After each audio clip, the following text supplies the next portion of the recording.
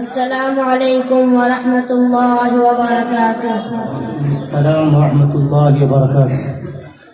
نحمده ونصلي على رسوله الكريم.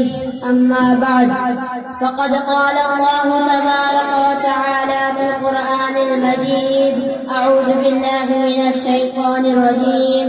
بسم الله الرحمن الرحيم. ذلك الكتاب لا ريب فيه هدى للمتقين. صدق الله العظيم. وقال النبي صلى الله عليه وسلم: خيركم من تعلم القرآن وعلمه. الہی رونق اسلام کے سامان پیدا کر، الہی رونق اسلام کے سامان پیدا کر، دلوں میں مومنوں کے الفت قرآن پیدا کر. صدر محترم، اسٹیج پر رونق افروز بزرگان دین اور حاضرین جلسہ، آج کے اس محفل میں اور آج کے اس مبارک اجلاس میں میرا موضوع سخن دنیا کی سب سے پاکیزہ اور مقدس کتاب قرآن پاک ہے. ہمیں چڑھتے سورج کی طرح یقین ہے کہ اس کا ایک ایک حرف سچا اور صادق ہے.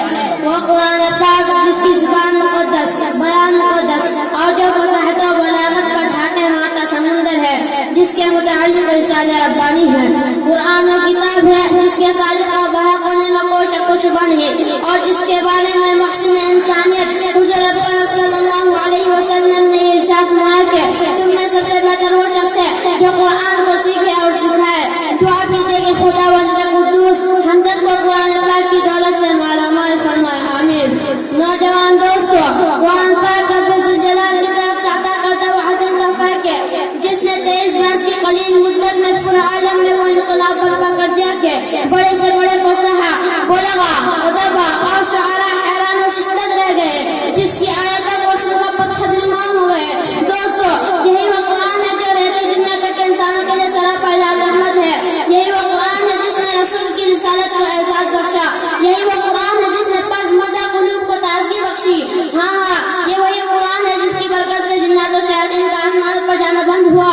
یہی وہ قرآن ہے جس کی بدولت محبوب حقیقی کی رضا نصیب ہوتی ہے. یہی وہ قرآن ہے جو سچائی اور امانتداری کا درس دیتا ہے. یہی وہ قرآن ہے جس کی بدولت ہوا. یہی وہ قرآن ہے جس کی نظیر پیش کرنے سے ساری دنیا دل قاصر رہی. یہ قرآن ہے جس کا مثل پیش کرنے سے عرب کا فصیح و بلیغ زبان دانی کا دعویٰ کرنے والے میں گھٹنے ٹیک دیے. یہی وہ قرآن ہے جس نے رشد و ہدایت کا پیغام سنایا. یہی وہ قرآن ہے جس کی حفاظت کا وعدہ خود خالق کائنات نے فرمایا. یہی وہ قرآن ہے جس کی تلاوت میں دلوں کے واسطے فرحت و بشاشت کا سامان ہے. یہی وہ قرآن ہے جس نے ذہنی قوتوں کو جلا بخشا. یہی وہ قرآن ہے جس کی برکت سے اجرت امن میں بہار پیدا ہوئی. محترم حضرات، آج کے اس نازک دور میں حفظ کلام پاک کو فضول سمجھا جاتا ہے. اس کے الفاظ رکھنے کو حماقت بتلایا جاتا ہے. کہا جاتا ہے کہ اس سے ہٹنا اور بے سمجھ پڑھنا بے سود ہے.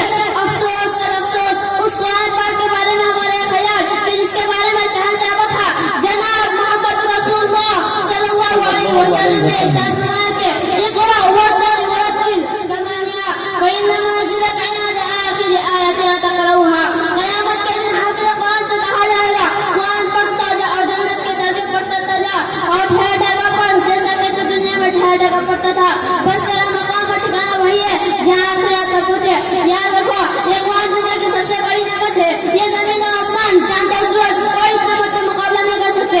یہ قرآن رب کائنات کا مقدس عظیم کلام ہے، اور کیوں نہ ہو جبکہ اس کا اتارنے والا امین، جس کے ذریعے اتارا گیا وہ بھی امین، جس ذات پر نازل ہے وہ بھی امین، جس مقام پر نازل ہے وہ بھی امین، مہینے سے افضل اور جس رات میں نازل ہے وہ 1000 مہینے سے بہتر ہے. اللہ کا یہ مقدس اور پاکیزہ کلام تمام کلاموں سے افضل اور بہتر ہے.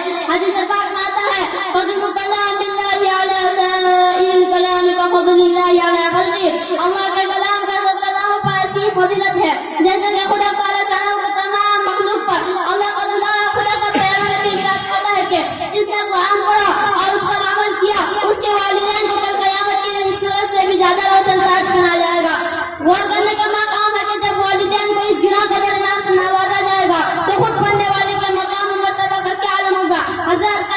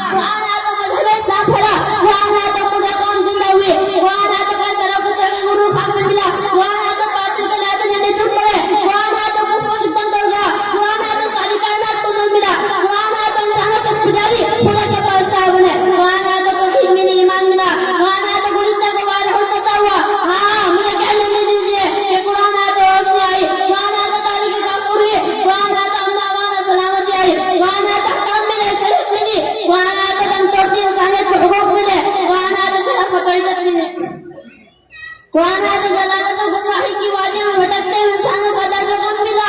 قرآن آیا تو دوستوں سے خوش ملا.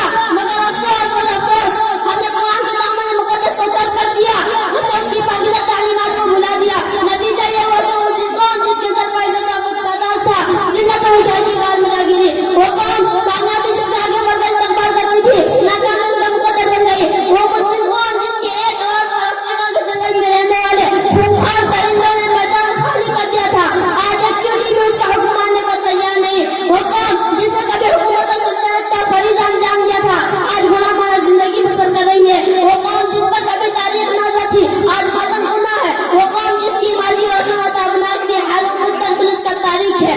مسلمانوں سمجھو اور ہوشیار ہو جاؤ. غفلت کا پردہ چاک کرو. قرآن کا وابستہ ہو جاؤ ورنہ یاد رکھو تاریخ ہمیں کبھی معاف نہیں کرے گی. حاضرین جلسہ جانبدار صحابہ کرام رضی اللہ تعالیٰ عنہ کے کتب خانے میں قرآن پاک کے علاوہ کوئی کتاب نہ تھی.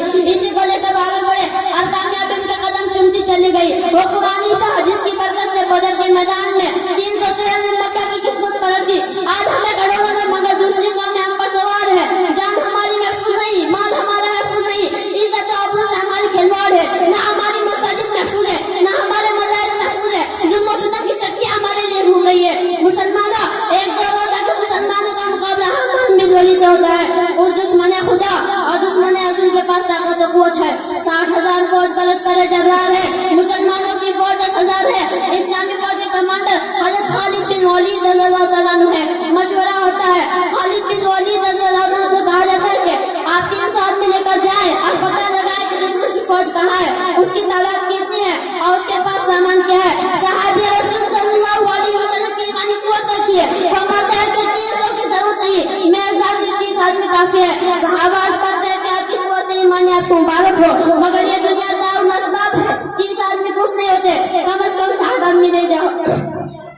چنانچہ 30 آدمی کو اور اضافہ کر دیا گیا اور اسلامی فوج کا مختصر سا قافلہ آگے بڑھا. چند میل کے فاصلے پر معلوم ہوتا ہے کہ وہاں دشمن کا لشکر ہے. اس کی تعداد 60,000 ہے. خالد بن ولید رضی اللہ تعالیٰ عنہ کی ایمانی حرارت جوش میں آئی. فرمایا کہ دشمن کا لشکر سامنے ہے. میری رائے ہے کہ ادھر منتظر صحابہ کام کرتے جا کی ضرورت نہیں, ان سے مقابلہ کے لیے ہم کافی ہے. سب نے ایک زبان ہو کر کہا ہمیں شوق شہادت ہے.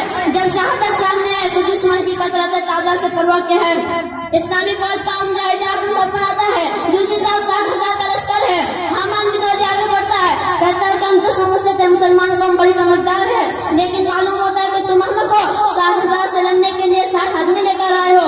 جاؤ ہم تم پر رحم کھاتے ہیں اور 2 بورے کھجور اور چند شیفے دیتے ہیں کہ وہ اپنی جانوں پر ظلم کرنے آئے ہو, یہاں سے چلے جاؤ. دوستو جگر پر ہاتھ رکھیے اور سنیے. حضرت خالد بن ولید رضی اللہ عنہ فرماتا ہے تو وائس بن کر آیا یا کمانڈر بن کر آیا ہے. تجھے شرم نہیں آتی اپنی بزدلی کو آج کے پردے میں چھپاتا ہے. تم میں لڑنے کی طاقت و قوت نہیں ہے. حمان بن ولید اسلامی مجاہد کی اس للکار کو سن کر جوش میں آتا ہے. فوج کو حکم دیتا ہے کہ پکڑ لو 60 آدمیوں کو.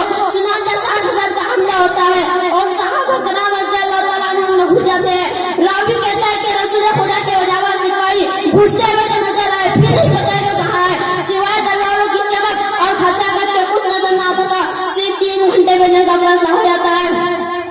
تاریخ شاہد ہے, زمین آسمان گواہ کے 60,000 کا منہ پھیر دیا. حضرات میں پوچھنا چاہتا ہوں کہ وہ کون سی چیز تھی جس نے صحابہ کرام میں طاقت و قوت پیدا کی. دوستوں یہ ایمان پاک تھا جس نے 1,000 کو ڈھال کر دیا. کسی نے سچ کہا وعدہ غلبہ ہے مومن کے لیے قرآن میں, وعدہ غلبہ ہے مومن کے لیے قرآن میں, پھر جو تو غالب نہیں کچھ ہے کثر ایمان میں. محترم حضرات اگر ہم ماضی کی طرح حال و مستقبل کو روشن و تابناک بنانا چاہتے ہیں تو قرآن پاک سے وابستہ ہونا ہوگا, اسے سینے سے لگانا ہوگا.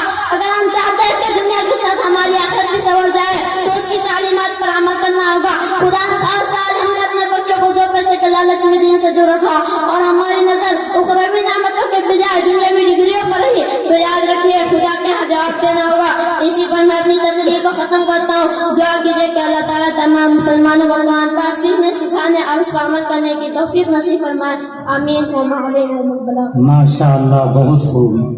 آپ عصر کی نماز کے بعد سے اب تک بچوں اور بچیوں کے پروگرام کو سنا. ہم